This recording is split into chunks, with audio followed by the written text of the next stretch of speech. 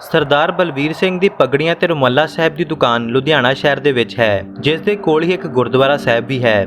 ਉਹਨਾਂ ਦੀ ਦੁਕਾਨ ਉੱਥੇ ਕਾਫੀ ਪੁਰਾਣੀ ਹੈ ਤੇ ਉਹਨਾਂ ਬਲਵੀਰ ਸਿੰਘ ਨੇ ਘਟਨਾ ਸਾਡੇ ਨਾਲ ਸਾਂਝੀ ਕੀਤੀ ਅਤੇ ਦੱਸਿਆ ਕਿ ਆਪਾਂ ਇੱਥੇ ਪਿਛਲੇ 30 ਸਾਲਾਂ ਤੋਂ ਦੁਕਾਨਦਾਰੀ ਕਰ ਰਹੇ ਹਾਂ।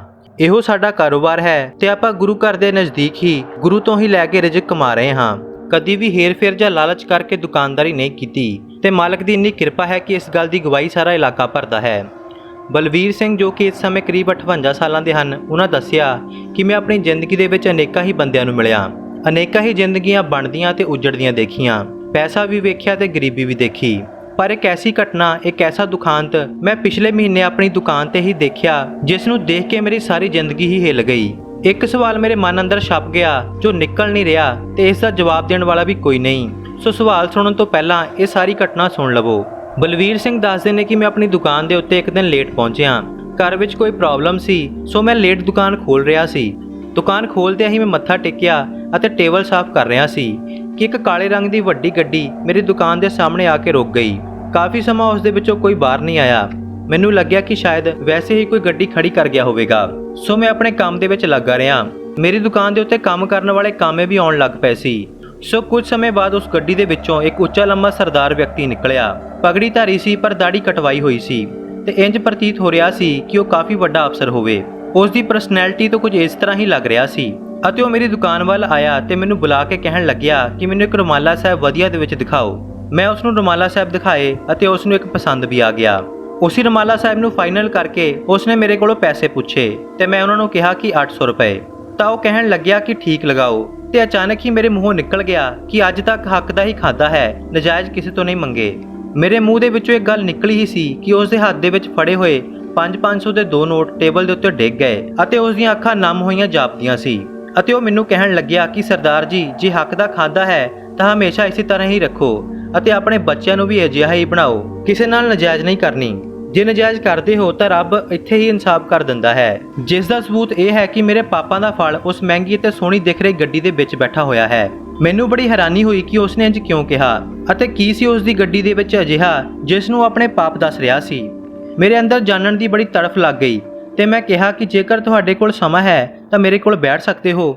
ਮੇਰੇ ਕਹਿਣ ਦੇ ਉੱਤੇ ਉਹ ਸਰਦਾਰ ਆਦਮੀ ਉੱਥੇ ਮੇਰੀ ਦੁਕਾਨ ਦੇ ਉੱਪਰ ਹੀ ਬੈਠ ਗਿਆ।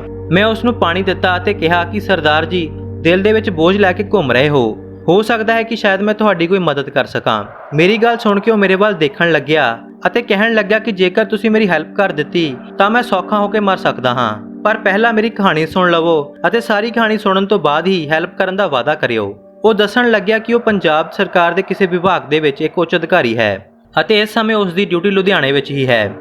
ਉਸਨੇ ਕਿਹਾ ਕਿ ਮੈਂ ਗਰੀਬੀ ਚੋਂ ਨਿਕਲ ਕੇ ਪੜ੍ਹ ਕੇ ਅਫਸਰ ਬਣਿਆ, ਪਰ ਸ਼ੁਰੂ ਤੋਂ ਹੀ ਮੈਂ ਬਹੁਤ ਰਿਸ਼ਵਤ ਲਈ, ਹਰ ਜਗ੍ਹਾ ਹਰ ਇੱਕ ਕੋਲੋਂ ਪੈਸੇ ਲਏ। ਵੱਡਾ ਅਫਸਰ ਵੀ ਬਣ ਗਿਆ ਤਾਂ ਰਿਸ਼ਵਤ ਵੀ ਹੌਲੀ-ਹੌਲੀ ਹਜ਼ਾਰਾਂ ਤੋਂ ਲੱਖਾਂ ਕਰੋੜਾਂ ਦੇ ਵਿੱਚ ਪਹੁੰਚ ਗਈ।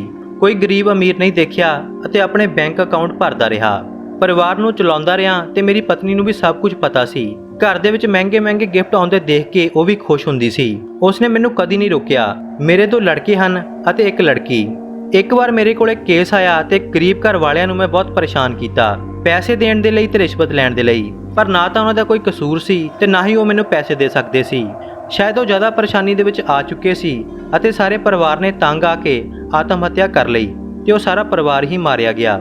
ਮੇਰੇ ਕੋਲੋਂ ਤੰਗ ਆ ਕੇ ਉਹ ਸਾਰਾ ਪਰਿਵਾਰ ਮਰਿਆ ਸੀ, ਸੋ ਦੇਖਿਆ ਜਾਵੇ ਤਾਂ ਮੈਂ ਹੀ ਉਹਨਾਂ ਦਾ ਹਥਿਆਰਾ ਸੀ।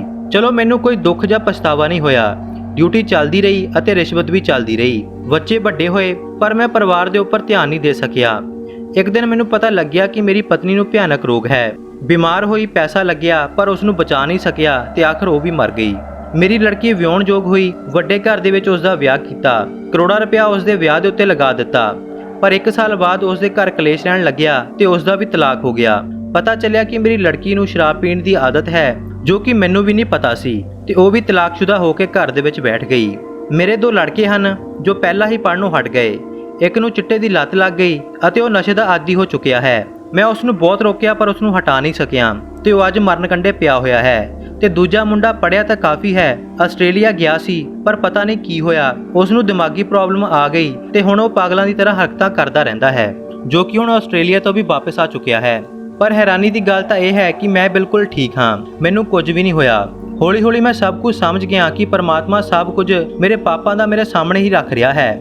ਇਸ ਲਈ ਮੈਨੂੰ ਕੁਝ ਵੀ ਨਹੀਂ ਹੋਇਆ, ਕਿਉਂਕਿ ਪਰਮਾਤਮਾ ਮੈਨੂੰ ਇਹ ਅਹਿਸਾਸ ਕਰਾ ਰਿਹਾ ਹੈ ਕਿ ਨਾ ਤਾਂ ਮੈਂ ਜਿਉਂਦਿਆਂ ਵਿੱਚ ਹਾਂ ਤੇ ਨਾ ਹੀ ਮਰਿਆਂ ਦੇ ਵਿੱਚ।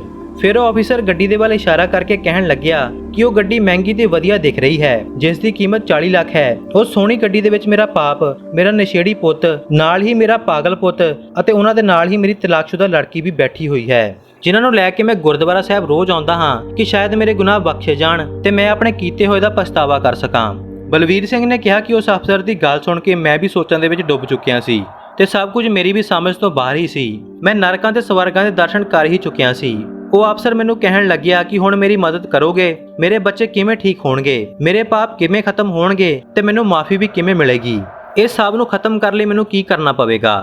ਹੁਣ ਮੇਰੇ ਕੋਲ ਉਸ ਦੀਆਂ ਗੱਲਾਂ ਦਾ ਕੋਈ ਜਵਾਬ ਨਹੀਂ ਸੀ ਤੇ ਮੈਂ ਆਪਣੇ ਕੀਤੇ ਹੋਏ ਵਾਅਦੇ ਦਾ ਵੀ ਕੀ ਕਰਦਾ।